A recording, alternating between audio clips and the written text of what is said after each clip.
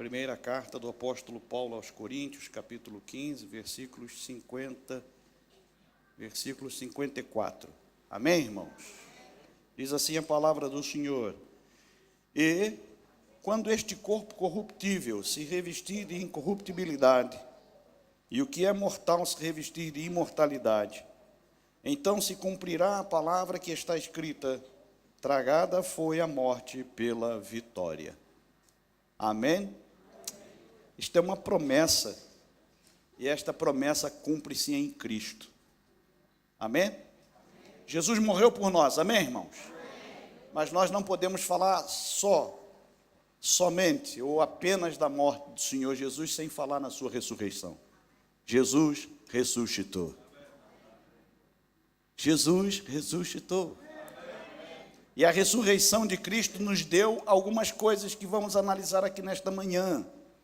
A ressurreição do Senhor Jesus Cristo nos garante algumas coisas, e eu quero analisar com os irmãos, quero meditar com os irmãos nesta manhã. Primeira coisa que podemos, ou que eu podia falar aqui nesta manhã, é que a ressurreição do Senhor nos deu uma viva esperança. A ressurreição do Senhor nos deu uma viva esperança. Pedro, na sua primeira carta, no capítulo 1, versículo 3, ele diz: Bendito o Deus e Pai de nosso Senhor Jesus Cristo, que segundo a sua muita misericórdia, nos regenerou para uma viva esperança, mediante a ressurreição de Jesus Cristo dentre os mortos. Portanto, o Senhor nos regenerou para uma viva esperança. Ele nos gerou novamente, somos gerados de novo. Regenerado. Eu sou nova criatura. Os irmãos, aquele que está em Cristo é nova criatura. Aquele que está em Cristo é nova criatura. E Pedro nos fala a respeito disso. Pedro louva a Deus. Pedro aqui está a louvar ao Senhor. Bendito o Deus e Pai de nosso Senhor Jesus Cristo, que segundo a sua muita misericórdia. Essa palavra misericórdia, os irmãos que estiveram aqui no domingo passado estão bem lembrados, não é isso? Quem se lembra da mensagem do domingo passado? Eu não estive cá, mas eu vi a mensagem. As misericórdias do Senhor é que estão nos permitir agora estar aqui nesta manhã. Nós não fomos consumidos. Eu estou cá, os irmãos estão cá. Por quê? A misericórdia do Senhor. E Pedro está a louvar a Deus aqui exatamente por causa desta grande misericórdia. E misericórdia, irmãos, significa colocar o coração na miséria alheia. Literalmente é isso. Misericórdia é quando eu me ponho no lugar do outro. Misericórdia é quando eu sofro as dores daquele que está a sofrer. Misericórdia é eu sentir, é eu ter compaixão. Misericórdia é quando eu me coloco exatamente no lugar em que aquela pessoa está a passar aquilo tudo, e é misericórdia. Cardia, coração. Miseris. E aí vem Deus e coloca e põe o seu coração nas nossas misérias, e é o que Pedro diz aqui: segundo a sua muita misericórdia, ele nos regenerou, nós nascemos de novo. A ação do Espírito Santo quando nós ouvimos a palavra, a ação do Espírito Santo quando nós recebemos a palavra, a ação do Espírito Santo quando nós cremos, é nos regenerar, nos gerar novamente. Nascemos de novo, e isso tudo para uma viva esperança. Irmãos, a nossa esperança não está nas coisas desta terra, a nossa esperança não está nas coisas deste mundo, a nossa esperança está exatamente na promessa que Ele nos fez: voltarei para vós, eu não vos deixarei, voltarei para vós outros. Eu vou preparar-vos lugar. Olha, não fiquem preocupados, o coração atemorizado, vocês estão perturbados por tudo que eu vos tenho dito, mas olha, aquietai-vos, descansai o vosso coração, dizia o Senhor lá para os seus discípulos. Olha, eu vou preparar-vos lugar, e quando eu for e vos preparar lugar, virei para vós. Amém. E vos levarei. Ele está a preparar a casa do Pai. É uma grande casa com muitos cômodos. É uma casa onde o Pai, Ele abriu as portas para nos receber. Para nos receber. Sabe, fomos adoptados por Ele. É um privilégio, irmãos, é uma bênção. É uma bênção. Sabe, podemos ver isso no exemplo de pessoas, de famílias que adotam crianças. Aquelas crianças que possivelmente não teriam um futuro. E Deus enche o coração destas pessoas de amor, sabe, irmãos, é tremendo isso. E recebem no seio da família, e aquela criança passa a ter os mesmos direitos que um filho biológico. Os mesmos direitos. Irmãos, nós temos os mesmos direitos. O Senhor nos assegurou os mesmos direitos. O Senhor Jesus vai dividir a sua glória conosco, para que onde eu estiver, estejais vós também, e vejam a glória que o Pai me deu. É isso que o Senhor prometeu. A nossa esperança vai para além desta vida, irmãos. Para além desta vida. Estávamos a comentar, eu e o pastor Carlos, a respeito exatamente desta situação. Há muita gente que pensa que morreu, acabou. Aliás, esta era uma doutrina dos epicureus. Os epicureus acreditavam nisso. Morreu, acabou. Morreu, acabou. Sabe, Platão ensinava que ao morrer, a alma ia para o éon. Ele ensinava isso. Pitágoras acreditava na transmigração da alma, de um corpo para o outro. Os epicureus asseguravam, morreu, acabou. Mas não. A palavra de Deus nos diz, nos garante, que após a morte é que começa a vida. A vida eterna. Mas também há condenação eterna. A pessoa, quando parte para a eternidade, todo o seu conhecimento o acompanha. Acompanha. E depois ainda tem outra. Ainda é adquirida, ainda se agrega mais conhecimento. Porque, irmãos, aquilo que vemos com os olhos físicos, não posso aqui dizer, se calhar 1/1000 do que é a realidade que enxergaremos quando estivermos com os olhos espirituais totalmente abertos. Porque, irmãos, nós não podemos, assim como a glória lá em cima no céu, aquilo que o Senhor tem preparado para nós, assim como é muito para além da nossa imaginação, também o sofrimento eterno está para além da nossa imaginação. E nós vemos isso quando o Senhor Jesus falou acerca daquela parábola do rico e do Lázaro. Nós vemos isso quando o rico que estava lá em sofrimento, ele reconheceu o Lázaro lá no seio de Abraão. Olha, e aquele rico nunca tinha visto Abraão, mas quando levantou os olhos, ele viu Abraão e o reconheceu e o chamou: Pai Abraão. Isto quer dizer, irmãos, que a mente vai se abrir, ou seja, o conhecimento lá vai ser excepcional. E ele disse: olha, pede para que ele, Lázaro, molhe a ponta do dedo e venha me refrescar a língua, que eu aqui padeço neste sofrimento, neste tormento. Não pode, meu filho, não dá, não, isso não é possível. Há um abismo entre nós e vós, os que estão cá não podem passar para aí, e muito menos os que aí estão não podem vir para aqui. Então, manda alguém ter lá com os meus irmãos em casa do meu pai, porque eu lá ainda tenho 5 irmãos, para que eles fiquem a saber o que é isto aqui, e não venham, para que não venham parar aqui neste lugar. Não. Lá eles têm Moisés e os profetas. Tem a palavra e os que anunciam a palavra. Ah, mas... Não. Se eles não creem em Moisés e nos profetas, tampouco ouvirão, ainda que alguém ressuscite. Ressuscite, olha o termo usado. Ainda que alguém ressuscite dos mortos. Sabe, irmãos, Deus nos assegura. Esta garantia que temos é o que Pedro chama de viva esperança.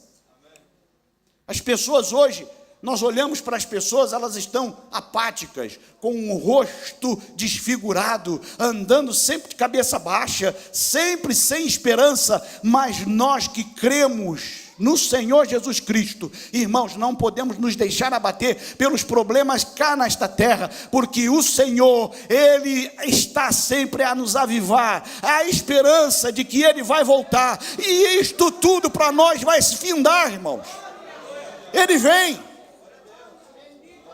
Jesus virá, Jesus virá. Interessante, Isaías, no capítulo 25, versículo 8, nós vemos esta palavra, a promessa que o Senhor fez: tragará a morte para sempre, e assim enxugará o Senhor Deus as lágrimas de todos os rostos, e tirará de toda a terra o opróbrio do seu povo, porque o Senhor falou. E aqui agora, Paulo faz uso desta palavra. Quando ele menciona esta passagem de Isaías, e no versículo 55 ele pergunta: onde está, ó morte, a tua vitória? Onde está, ó morte, o teu aguilhão? Onde está? O Senhor nos assegura uma viva esperança. A ressurreição do Senhor Jesus. Muita gente não acredita. Mas, irmãos, se nós raciocinarmos, e aí tem gente que acredita que fé não é racional. Nós aceitamos pela fé, mas o Senhor também não tolheu a nossa mente. O Senhor não nos impede de raciocinarmos. O Senhor não nos impede de pensar. Quem é que diz que fé não é racional? Fé é racional. Fé é racional, meu. Porque se não é fé, é fideísmo. Simples assim. Sabe, irmãos, dizem que aquilo foi uma propaganda, alguém quis vender a ideia de que o mestre deles ressuscitara. Mas vamos raciocinar um pouquinho, vamos pensar aqui um pouquinho em algumas coisas que deitariam por terra esta teoria, ou que deitam por terra esta teoria. Se na verdade o Senhor não ressuscitou e aquilo foi uma propaganda dos discípulos, vamos aqui pensar alguma coisa. Por exemplo, quando alguém quer vender alguma coisa, o que é que ele faz? Hoje em dia nós temos muitas pessoas que são profissionais nesta área do marketing, não é? Nós vemos coisas, se nós formos observar, irmãos, ainda esta semana eu estava num supermercado e eu estava a imaginar uma coisa, é verdade, as disposições dos produtos. Sabia que até o piso, o tipo de piso, é planeado para que as rodas do carrinho percam velocidade, para que você gaste mais tempo lá dentro andando. Pode ver que são pequenos, digamos, mosaicos, ladrilhos. São pequeninos. Nunca vai ver uma grande superfície com grandes lajotas, com pisos, não, pisos lisos que desliza a coisa. Não, irmãos, aquilo eu ia fazer uma corrida de Fórmula 1 lá dentro, porque eu só vou querer comprar o que eu quero e vou... Não, aquilo fica... E a pessoa fica empurrando aquilo. Quando está pesado, então, é que não dá jeito. Aí nessa você olha para um lado, está uma prateleira, que legal isso aqui, pumba, tá. Quando nós queremos vender alguma coisa, nós maquiamos o produto. Por exemplo, nós vemos casos de algumas marcas que foram infelizes na escolha de determinadas pessoas conhecidas e famosas. E esta pessoa, quando se envolve num escândalo, logo é associada aquela marca àquela pessoa. E então, o que é que o povo faz? Deixa de comprar aquela marca. Por quê? Porque quem faz o comercial, quem faz a propaganda, quem apresenta o produto nas televisões, ou seja lá onde for, é aquela pessoa que agora está envolvida num escândalo muito grande. Então, se ele está envolvido nesse escândalo, esse produto não presta. Hã? Já percebeu isso? Então, tentam chamar alguém que tenha autoridade, alguém que seja, que tenha uma vida ilibada, que seja um exemplo, né? Pronto, ok. Jesus ressuscitou, disseram os seus discípulos. Ele apareceu primeiro a quem? A uma mulher. Testemunho de mulher naquela altura não tinha valor nenhum, irmãos. E o pior, quem era essa mulher? Maria Madalena. Hã? Que você está a falar o que aí? Jesus ressuscitou? Quem foi que viu? Maria Madalena. Maria Madalena, rapaz. Tu vem para cá com essa conversa que Jesus ressuscitou e que foi Maria Madalena quem o viu. É ela quem está a dizer isso? Ah, estás a brincar comigo, amigo. Não, se quisessem vender o produto, iriam colocar quem? A pessoa mais influente no meio deles, que na altura, se calhar era Pedro, Tiago ou João. Hã? Não, mulher, Maria Madalena. Interessante. Outra coisa que me chama a atenção é que todos os que testemunharam que Jesus ressuscitou morreram pela causa. Morreram dizendo: eu vi o Mestre, eu estive com ele. Irmãos, há uma coisa muito interessante em nós, que é o instinto de sobrevivência. Ninguém ousa morrer por uma mentira. Ninguém, irmãos. Se na hora da morte alguém disser: olha, é assim, retrata-se e sai, pode ir embora para casa. Se é uma mentira, é claro que a pessoa, não, desculpa lá, se calhar eu estava enganado, não era bem ele, eu posso ter confundido, é uma pessoa muito parecida, pronto, e ia embora. Mas não, ele ressuscitou, eu estive com ele. Eu estive com ele. Eu estive com ele. Ah, é? Então vai morrer. Olha, então me crucifica de cabeça para baixo, porque eu não sou digno de morrer como o meu mestre, disse Pedro. Paulo colocou a cabecinha no tronco, no cepo e pá, arrancaram, foi decapitado. Todos os apóstolos, com exceção de João, o evangelista, aquele que reclinava a cabecinha lá no peito de Jesus, só este teve uma morte, digamos, natural.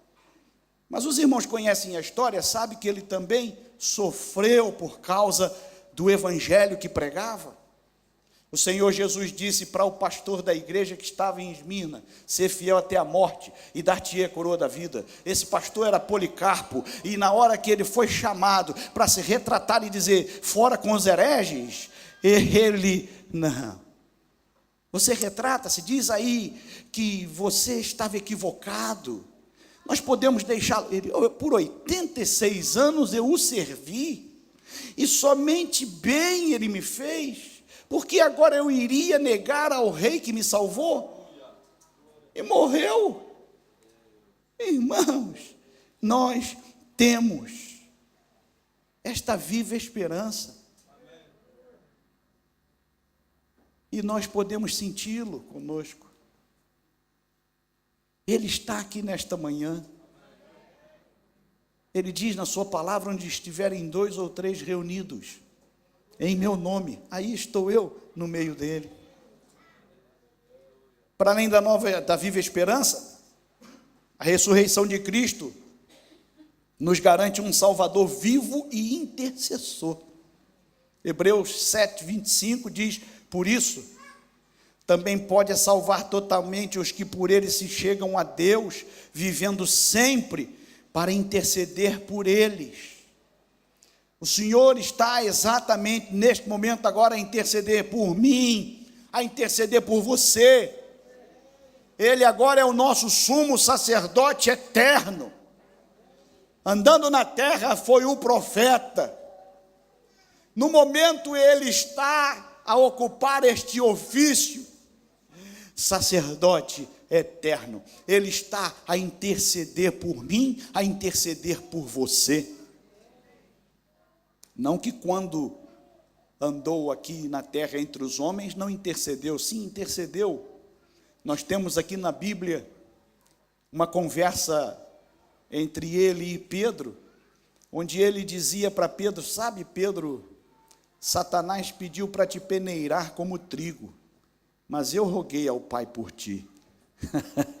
Oh, irmãos, sabe, um dia Satanás apresenta-se diante de Deus, e o Senhor Deus pergunta: por onde é que tu tens andado? Eu ando a rodear a terra e passear por ela. Então, nestas tuas andanças, provavelmente observaste o meu servo Jó.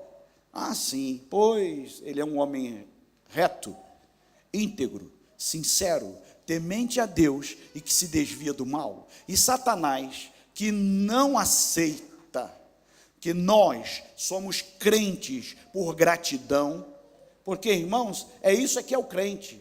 O crente é crente por gratidão. O crente não barganha com Deus. O crente, ele é crente porque é grato a Deus. É grato a Deus não pelas coisas que tem, não. É pelas coisas que o Senhor nos deu. Ele nos deu vida eterna. Ele livrou-nos do pecado. O poder do pecado, a culpa do pecado. Agora o pecado não tem mais domínio sobre nós. Ele escreveu o nosso nome lá nos céus, no seu livro, no livro da vida. O crente é crente por gratidão, não é por opção. Uns são por opção. Eu tenho dito que outros são também por adaptação. Vão se achegando e vão se adaptando, vão se achegando e vão se adaptando. Mas o crente é crente na hora que a chapa esquenta. Que é isso, pastor? É na hora da luta, na hora da prova, na hora da dificuldade. Ele não abre a boca para perguntar: onde está Deus neste momento? Como muita gente pergunta. Não. Ele abre a boca e quando abre ele diz: bendito seja o nome do Senhor. Satanás disse para Deus: ele é temente a ti, ele é reto, ele é íntegro, ele é sincero, porque também tu o cumulastes de bens. Tira lá o que ele tem, para ver se ele não blasfema de ti na tua face. Deus permitiu. Os irmãos conhecem bem a história. Deus permitiu que Satanás fosse até onde chegou. Tirou tudo de Jó, até a sua saúde, mas não tirou a sua vida. Na alma dele tu não vais tocar. No final dessa provação, irmão, no final da provação o crente sai mais fortalecido, irmãos. No final da provação o crente sempre sai dizendo: eu te conhecia de ouvir falar, agora os meus olhos te veem, eu te vi face a face, eu tenho a certeza que tu estás comigo. Aleluia. Eu gosto muito da expressão que a Bíblia traz sobre a menina dos olhos. Deus diz que nós somos a menina dos olhos.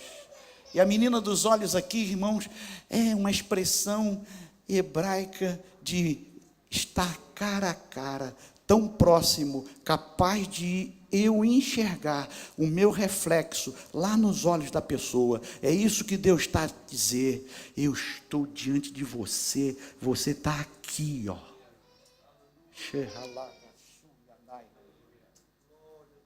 Está diante. Quando o profeta Elias dizia: bendito seja o Senhor, ou vive o Senhor para sempre, em cuja presença estou, era isso que Elias estava a dizer: eu estou face a face com ele. Sabe, irmãos, deixa eu dizer uma coisa: Aquilo que aconteceu com Jó nunca mais se repetirá, porque Deus não permitirá mais. Nós temos um intercessor, que é Cristo. Toda vez que Satanás se aproxima de você, tentando te tocar, Jesus intercede. É isso mesmo, Jesus nos guarda. E foi João quem disse: aquele que é nascido de Deus não vive na prática do pecado, porque o nascido de Deus o guarda, e o maligno não lhe toca. Não pode. Ele não deixa. Não pode. Nós temos esse intercessor. Aleluia. Viva uma vida plena e abundante, irmãos. Viva a vida eterna. Tem muita gente que acha que só vai viver a vida eterna depois que morrer. Eu vou entrar na vida eterna. Não, irmãos, nós já temos a vida eterna. Foi Jesus quem disse. Então eu tenho que viver como tal. Eu tenho que viver como tal. Eu tenho que todos os dias me distanciar mais do pecado.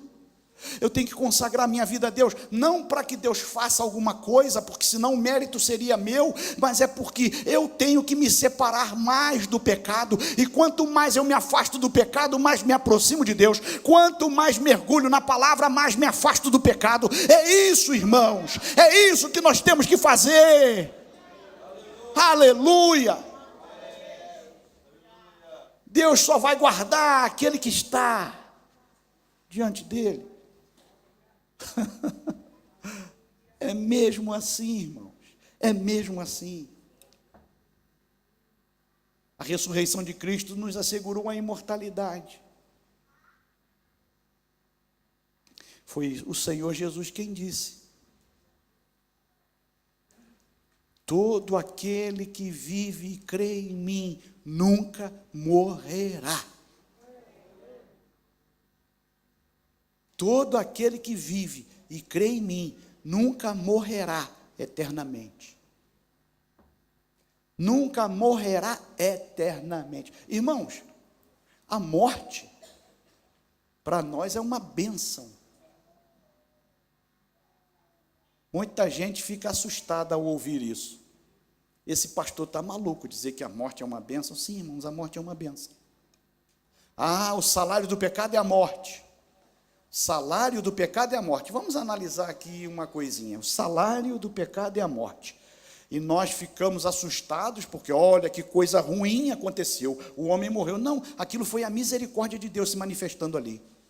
Naquele decreto divino, a misericórdia estava manifesta. Quando Deus disse, porque é pó e ao pó voltarás, Deus estava dizendo, eu vou ter misericórdia de você e não vou deixar você viver eternamente no pecado, longe de mim. É isso, irmãos. A morte é uma bênção. Porque senão o homem estaria aí, imagina. Pessoas com 3.800 anos passando aí pela rua. Mergulhado no pecado. Longe de Deus. Seco feito uma múmia. Desidratado. 3.800 anos. Deus olha e fala, não, vamos acabar com esse negócio.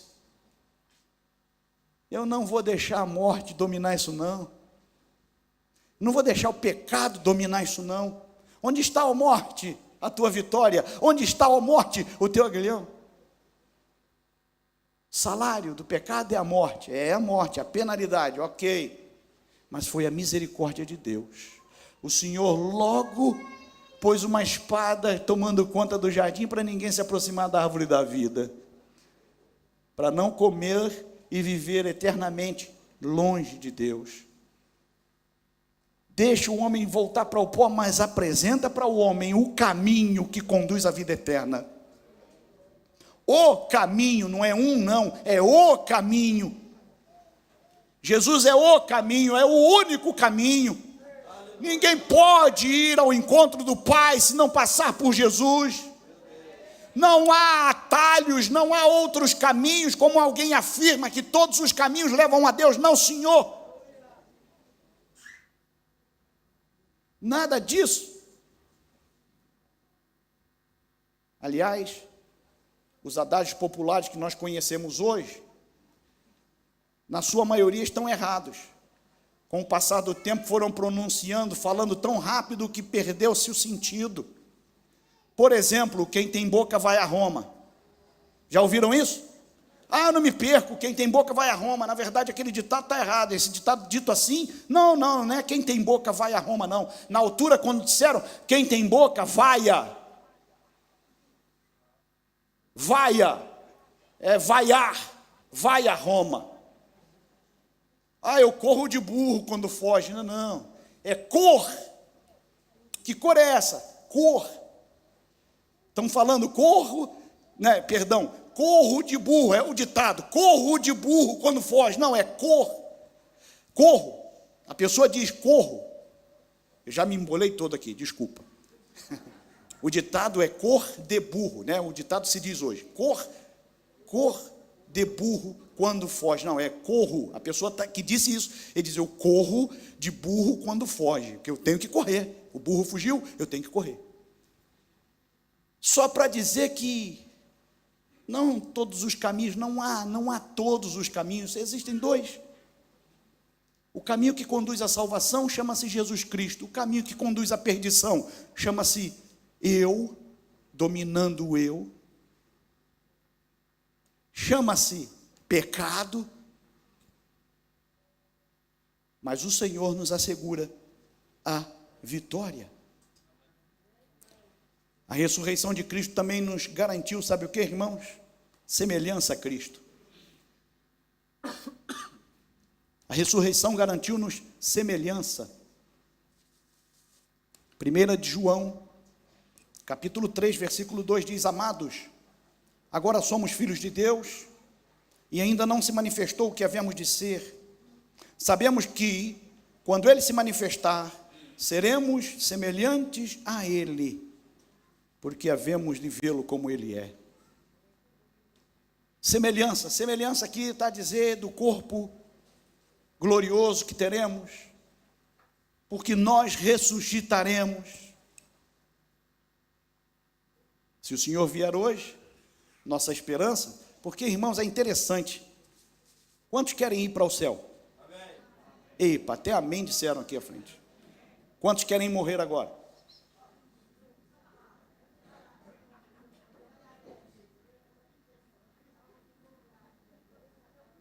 Mas pronto, Jesus virá. O Senhor pode nos chamar para a glória, para estarmos com Ele, nos chama. Isto é a morte que nós conhecemos, morte física. Mas também temos a esperança do arrebatamento da igreja, que não sabemos quando é. Amém? Arrebatamento, Jesus vem. O arrebatamento. O Senhor virá buscar a igreja. E Paulo diz aqui que os que estão mortos ressuscitarão primeiro. Quando Paulo chama Jesus da primícia dos que dormem, é que Jesus foi o primeiro que ressuscitou para não morrer novamente. Ressuscitou. Muitas pessoas ressuscitaram, nós vemos aqui. No Antigo Testamento temos um caso de uma ressurreição. Aliás, temos mais de um. Mas o que me vem à memória agora, e que eu quero dizer, é daquele soldado que foi lançado na cova do profeta Eliseu, e quando aquele corpo morto tocou os ossos do profeta, reviveu. Mas onde é que está aquele homem que ressuscitou ao tocar os ossos do profeta? Morreu de novo, voltou a morrer. A Bíblia diz que quando Jesus Cristo morreu, corpos de santos saíram do sepulcro e foram vistos na cidade por muitos. Onde é que eles estão? Morreram. Lázaro estava morto, fazia já 4 dias e cheirava mal. Lázaro ressuscitou. Muitos creram e viam pessoas de longe, diz a palavra, para ver aquele que estivera morto. Onde é que Lázaro está? Morreu. Jesus é a primícia dos que dormem. Jesus ressuscitou e está vivo, assentado à direita do Pai. E agora Ele intercede por nós. Amém? Portanto, seremos semelhantes a Ele. O corpo será um corpo glorioso. Paulo fala aqui, se os irmãos forem ler este capítulo 15, ele trata deste assunto. semeia corpo corruptível, ressuscita corpo incorruptível. E aí foi o versículo 54 que nós lemos. Quando este corpo corruptível se revestir de incorruptibilidade, e o que é mortal se revestir de imortalidade, então se cumprirá a palavra que está escrita. Lembram-se? Isaías 25, 8. Tragada foi a morte pela vitória. Isto vai se cumprir em Cristo. Aleluia. Bendito seja o nome do Senhor. A ressurreição de Cristo também nos deu vitória, a vida de Deus. Ponto 2. Vida de Deus. Fomos vivificados. Efésios 2, de 1 a 8. Os irmãos vão ver lá que ele nos deu vida, estando vós mortos nos vossos delitos e pecados. Ele nos deu vida. É a regeneração que eu falei a princípio. Estávamos mortos nos nossos delitos e pecados, mas Deus prova o seu amor para conosco, em que Cristo morreu por nós, quando ainda éramos o quê? Pecadores, distanciados, carenciados da sua glória. O Senhor nos deu vida. Nós andávamos outrora segundo o curso deste mundo, segundo o príncipe da potestade do ar, do espírito que agora atua nos filhos da desobediência. E é isso que nós vemos, as pessoas cada dia mais se afastando de Deus. Sabe, irmãos, cada vez mais as pessoas se afastam de Deus.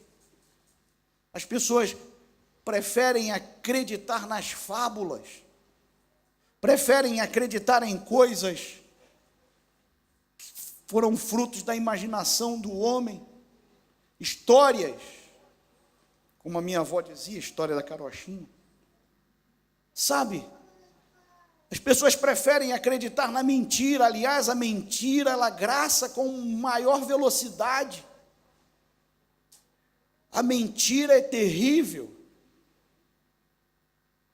Houve um homem nesse mundo que disse: conte uma mentira 100 vezes e ela se tornará uma verdade. E o resultado disso foi uma Segunda Guerra Mundial, um povo perseguido, quase que dizimado totalmente, um povo que sofreu na mão desse maluco. É muito mais fácil acreditar na mentira, é muito mais fácil acreditar que uma pessoa, como dizia aqui Pitágoras, vou transmigrar, isso aqui está muito próximo da reencarnação, eu vou desencarnar, depois eu volto noutra vida. É muito mais fácil acreditar numa cena em que uma pessoa supostamente morta está a falar através de um médium: eu estou num lugar de luz, eu estou num lugar com umas flores lindas, eu estou num lugar que, olha, nunca vi nada igual, fique tranquila, descansada, que eu estou bem e você estará em breve comigo. É muito mais fácil acreditar nisso. Por quê? Porque amamos as pessoas. E quando o ente querido se vai, a ideia de que ele partiu sem Deus não entra aqui, porque partir sem Deus significa sofrimento eterno. E as pessoas dizem: não, Deus é muito bom para fazer uma coisa dessa. Sim, Deus é bom. E ele fez isso para o diabo e seus anjos, mas também estarão ocupando esse lugar os desobedientes, aqueles que desobedecem a sua palavra, aqueles que vivem de qualquer maneira, agradando o seu próprio ego, a massagear o seu próprio ego. Sim, é muito mais fácil acreditar naquela mentira do que na verdade eterna, que sem Jesus, ou fora de Jesus Cristo, do caminho, não há salvação, não há solução. Ele nos deu vida quando nós ainda estávamos mortos. Versículo 4 diz: mas Deus, sendo rico em misericórdia. Irmãos, Deus é rico em misericórdia. Deus é rico em pôr o coração dele na miséria da humanidade. Isso significa que Deus faz isso todos os dias e faz com força. Ele não mede esforços, ele faz, ele coloca o coração no sofrimento humano, e não há sofrimento maior do que o sofrimento causado pelo pecado.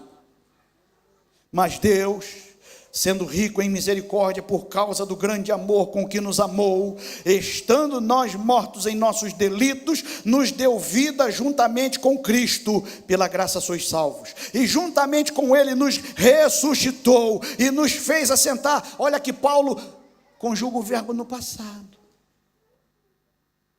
Ele nos ressuscitou. Paulo não está falando, ele vai nos ressuscitar. Paulo crê, como já acontecido.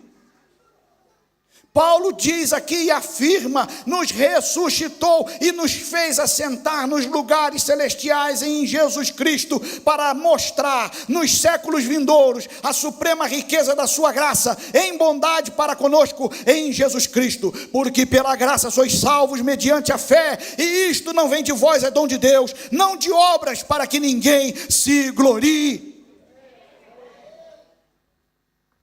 Eu sou salvo porque eu sou bom. Eu estou salvo porque eu faço bem. Não, irmãos, não vem das obras. Paulo aqui falava também para os judeus, não é pelo vosso esforço em observar a lei de Moisés que vocês alcançarão alguma coisa, não é pelas obras da lei que vocês serão salvos, mas vocês serão salvos, ou são salvos, é pela graça. O que é graça? É um favor imerecido. O que é graça? É a grande misericórdia de Deus, que inundou o nosso ser pecaminoso, fétido, na lama do pecado. Ele desceu lá. Ele desceu lá.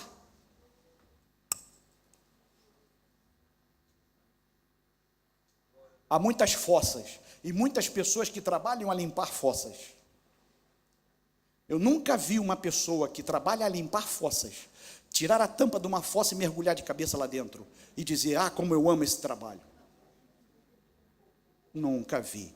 Pelo contrário, a pessoa gasta dinheiro em equipamentos para poupar-se deste desprazer. Compra fato macaco, botas, luvas, óculos de proteção. Muitos não fazem, né? Mas deveria. Para lidar com aquilo. Irmãos, eu não posso dizer qual era o grau da lama do pecado em que nós estávamos mergulhados, mas eu posso dizer que Deus desceu lá embaixo e nos tirou de lá, e nos lavou no sangue precioso do seu Filho, e hoje nós somos livres. Aleluia! E isso é tudo pela graça, já foi pago o preço. Estamos hoje em uma nova vida. Jesus Cristo nos garantiu isso, ressuscitando. Ele fala aqui, Paulo, em Romanos, no capítulo 6, dos versículos 3 ao 11. Versículos 3 ao 11. Ele fala que hoje nós estamos vivendo uma nova vida. Uma nova vida, irmãos, tem nada a ver com a vida velha. Lembram-se do versículo? Aquele que está em Cristo, nova criatura é. O que aconteceu com as coisas velhas? Já passaram, ficaram para trás. É coisa velha, é vida velha. Ah, mas eu fazia aquilo, já não vais fazer mais. Por quê? Porque agora o Senhor nos apresenta uma nova vida. Nascemos de novo. E se eu estou em Cristo, eu não ando segundo a carne. Se eu estou em Cristo, como é que se conhece o que está em Cristo? Jesus deixou a fórmula para as pesquisas todas, a diretriz, o modelo, deixou tudo isso. Ninguém está aqui às cegas, basta olhar para o fruto, as ações. Aquele que era mentiroso, não mente mais. Mentiroso é aquele que vive na prática da mentira, faz da mentira uma verdade. Porque há aquela mentirinha que alguém diz que é uma mentirinha inocente, mas é mentira. Temos que lutar para não mentir nunca. E o Espírito Santo acende cá dentro a luzinha vermelha quando estamos prestes a mentir. Não é depois que mente não, irmão. É antes. Porque depois que mente, aí é remorso. Mas se está prestes a dizer alguma coisa, e lá dentro se vier aquele pensamento, olha, o que estás a falar, ou o que vais falar, não é verdade. Então, amigo, esqueça lá o pensamento, é o Espírito de Deus te dando alerta. E se prosseguir naquilo, entristece o Espírito de Deus. Aquele que adulterava, não adultera mais. Se está em Cristo. Se está em Cristo. Se está em Cristo, nova criatura é. Esta é a nova vida que o Senhor nos garante, através da sua ressurreição. Se eu estou em Cristo, não sou mais aldrabão. Se eu estou em Cristo, o meu sim é sim, o meu não é não. É assim que é. Amém?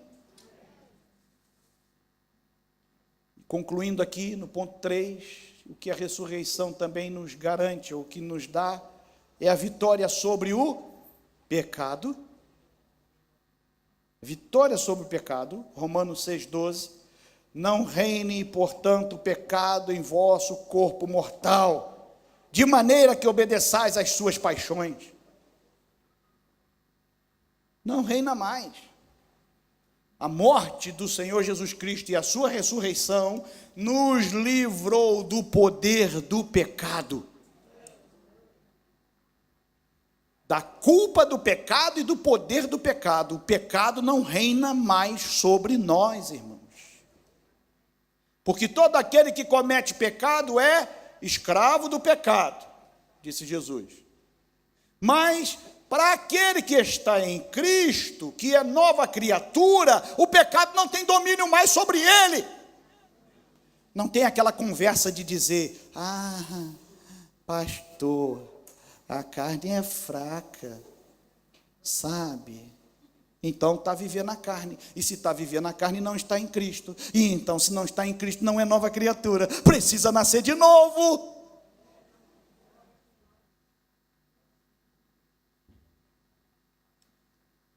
Também obtivemos a vitória sobre a morte. Já falamos a respeito disso. Deus nos dá esta vitória mediante a ressurreição.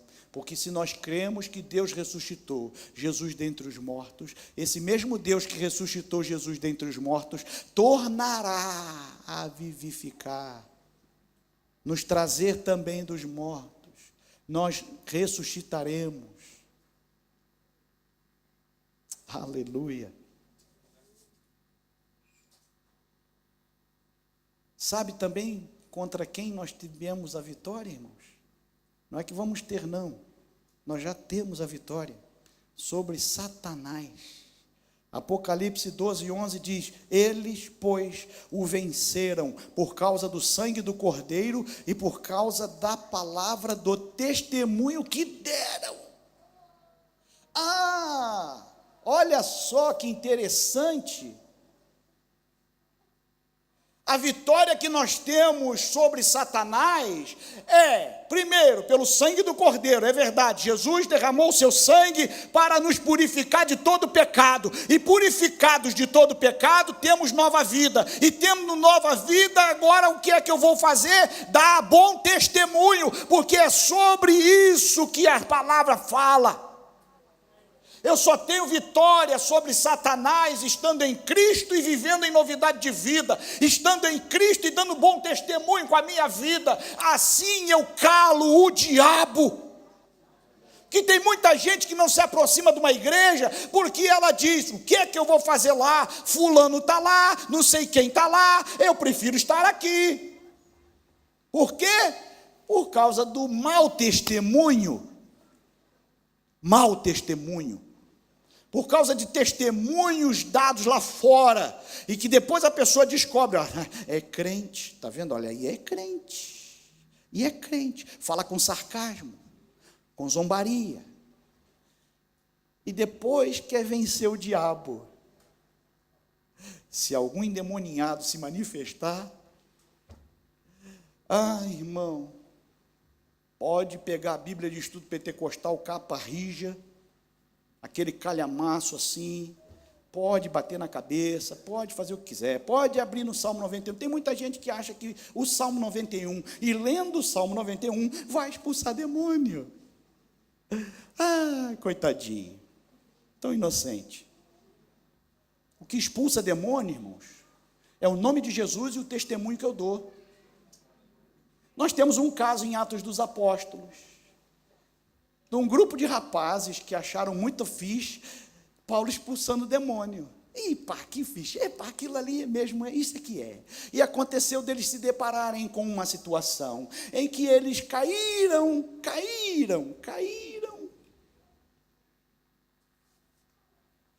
Na ingenuidade de dizer, nós te expulsamos em nome de Jesus que Paulo prega. Olha que palavrinha bonita, né? Nós te expulsamos em nome de Jesus que Paulo prega. E o demônio, olhando para eles, disse, olha, eu conheço Jesus e sei quem é Paulo, mas e vocês, quem são? E partiu para cima, e eles tiveram que fugir, e saíram todos rasgados, e eu creio que alguns até nus, porque era uma legião que estava lá. Irmão, quer vitória sobre Satanás? Entrega a tua vida a Deus e viva em novidade de vida, testemunho. Satanás não tem medo de Bíblia aberta não, irmãos. O diabo não tem medo de Bíblia aberta não. Quando nós lemos na Bíblia, desde o Gênesis ao Apocalipse, aquilo que Moisés escreveu, segundo alguns, o livro de Jó foi o primeiro livro escrito por Moisés. Quando nós lemos o livro de Jó, quando Moisés se assentou para escrever a história daquele patriarca, daquele homem, Satanás sabe muito bem e sabe melhor que nós, porque nós lemos e nós não temos noção, porque nos falta muitos dados.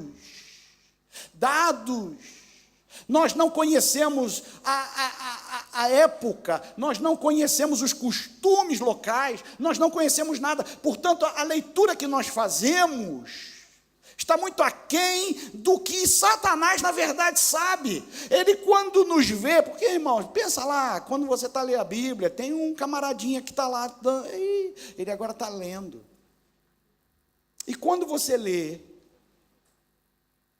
ele está dizendo, isso aí é verdade. Se ele soubesse que isso é verdade, eu estava lá, eu vi isso tudo. Eu estava lá. Quando nós lemos que as muralhas de Jericó vieram abaixo, tem um monte de gente aí dizendo que não, que aquilo é mentira. Satanás está de longe falando assim, se ele soubesse que aquilo é verdade, se ele soubesse.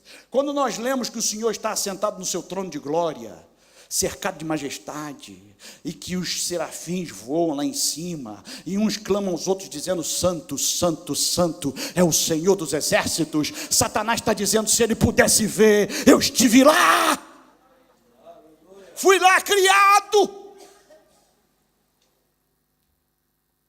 Bíblia aberta não expulsa demônio não, irmão. Tem gente que vai dormir e abre a Bíblia no Salmo 91. Eu vou dormir.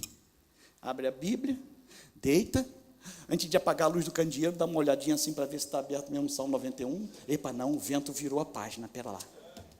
Agora sim. Irmão, Salmo 91 começa com uma condição, aquele que habita no esconderijo do Altíssimo está tranquilo. Aquele que habita no esconderijo do Altíssimo pode descansar. Aquele que habita no esconderijo do Altíssimo, olha, fica descansado porque você está seguro.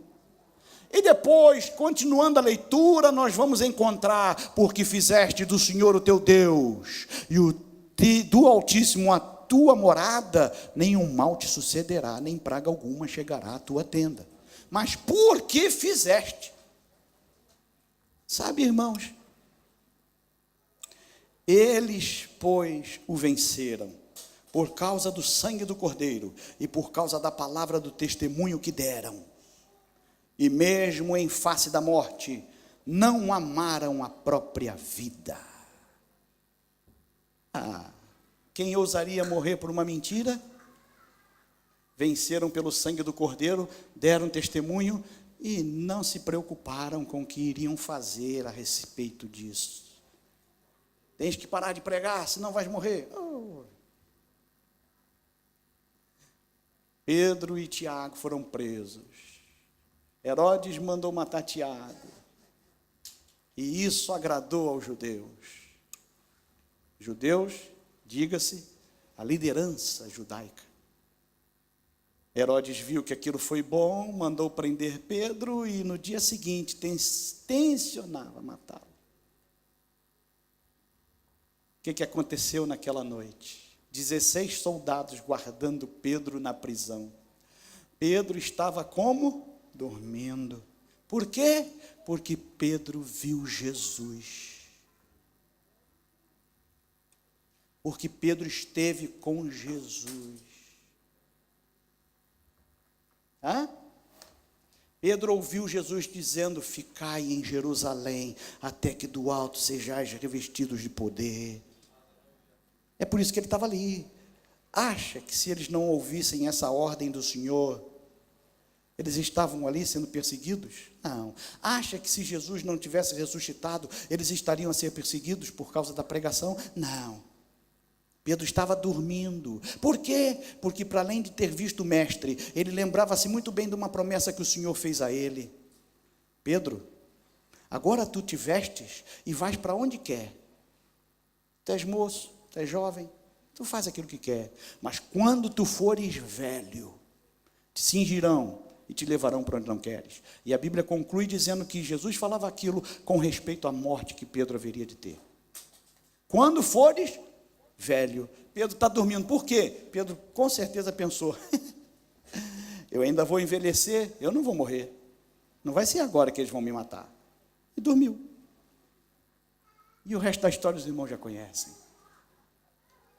Dando testemunho de vida.